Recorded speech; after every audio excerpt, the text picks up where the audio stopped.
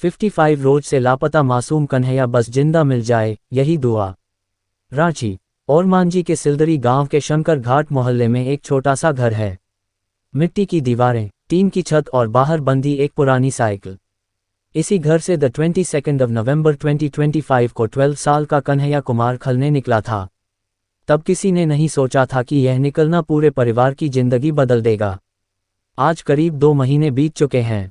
कन्हैया अब तक वापस नहीं लौटा। सूना आंगन, बुझी रसोई और हर वक्त छलकती आंखें। कन्हैया की मां शांति देवी दरवाजे के पास बैठी सिसकती रहती हैं। आंखों से लो झरझर बहते रहते हैं। जरा सी आहट होती है तो उठकर बाहर झांक लेती हैं।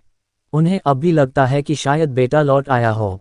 कहते कहते उनकी आवाज भर्रा जाती है। वो रोज स्कूल से आकर सबसे पहले पानी मांगता था, अब घड़ा भरा रहता है, पर पूछने वाला कोई नहीं। घर की रसोई में चूल्हा जलता तो है, पर पहले जैसा स्वाद नहीं रहा। माँ कहती हैं कि बेटे के बिना निवाला गले से उतरता ही नहीं। पिता का दर्द, जो आंखों से ज्यादा चेहरे पर दिखता है। कन्हैया के पिता दिन में फुचका बेचते हैं। कमाई बहुत ज्यादा नहीं होती, लेकिन उसी से घर चलता है। बेटे के लापता होने के बाद उन्होंने दुकान कई दिनों तक बंद रखी। फिर बेटे की एक पुरानी फोटो जेब में डालकर निकल पड़े।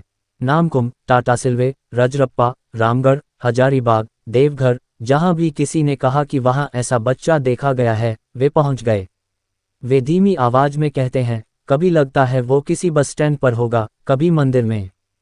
बस जिंदा मिल जाए, यही दुआ है। 18 दिन तक थाने के चक्कर।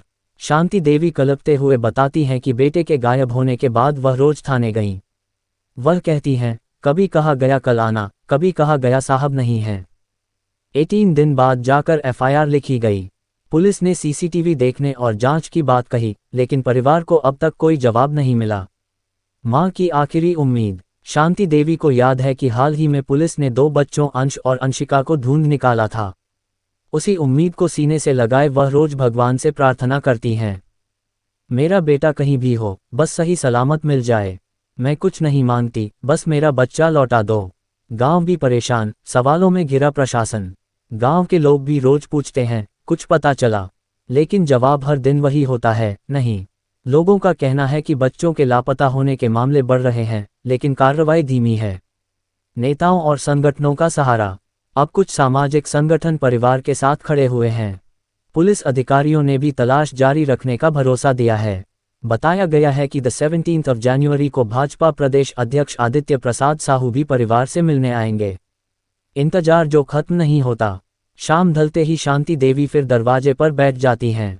रात में भी आंखें तो बंद होती हैं, पर सुकून की नींद नहीं आती। कहीं से किसी बच्चे की आवाज आए तो दिल धड़क उठता है। घर की दीवार पर टंगी कन्हैया की स्कूल वाली फोटो अब पूरे परिवार की ताकत भी है और सबसे बड़ा दर्द भी। ये सिर्फ एक बच्चे की गुमशुदगी का मामला नहीं है। ये एक माँ की टूटती उम्मीद, एक पिता की थकती तलाश और एक परिवार के रोज रोज तिल तिल मरने की कहानी है।